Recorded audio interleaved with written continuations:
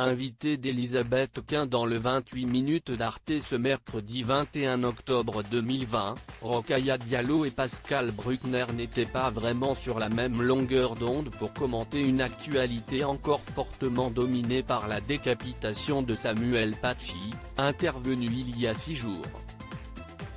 Alice Coffin au secours de Rokhaya Diallo, la militante antiraciste, et le romancier Pascal Bruckner, qui s'était emporté quelques jours plus tôt contre Alice Coffin sur le plateau de C'est à vous, se sont vivement accrochés sur les diverses responsabilités quant au drame qui a plongé la France dans un nouveau deuil émanant du terrorisme islamiste.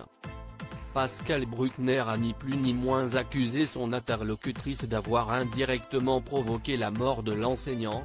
Vous avez, avec d'autres, poussé à la haine contre Charlie Hebdo et a armé le bras des tueurs. Assumé. Sur son compte Twitter, Rokhaya Diallo a fait part de son émotion. Tout en reprenant la dite séquence et les propos de Pascal Bruckner, elle a ajouté « J'ai rarement été la cible d'une telle violence sur un plateau. Je vais bien. Sur le coup j'étais incrédule puis choqué. J'ai hésité à partir. Et je me suis ravisé, son but étant de me disqualifier. » Celle qui a pensé quitter le plateau a également révélé l'échange qu'elle avait eu en coulisses avec son accusateur après l'émission. « J'ai donc maintenu ma place dans le débat sans m'abaisser à son niveau. En sortant de plateau je lui ai dit combien il était vil et ses méthodes méprisables, à son image. Il m'a répété en boucle qu'il me connaissait et savait combien je nourrissais la haine des Blancs. »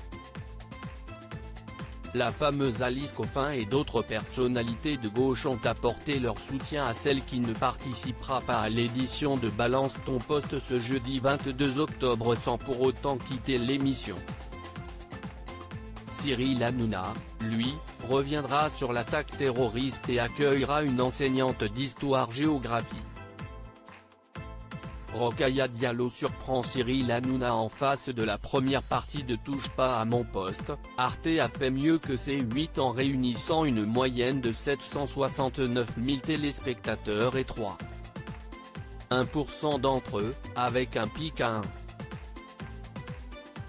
1,25 million d'individus à 20h51. Dans le même temps, Cyril Hanouna a rassemblé 560 000 fans et 2,3% du public âgé d'au moins 4 ans.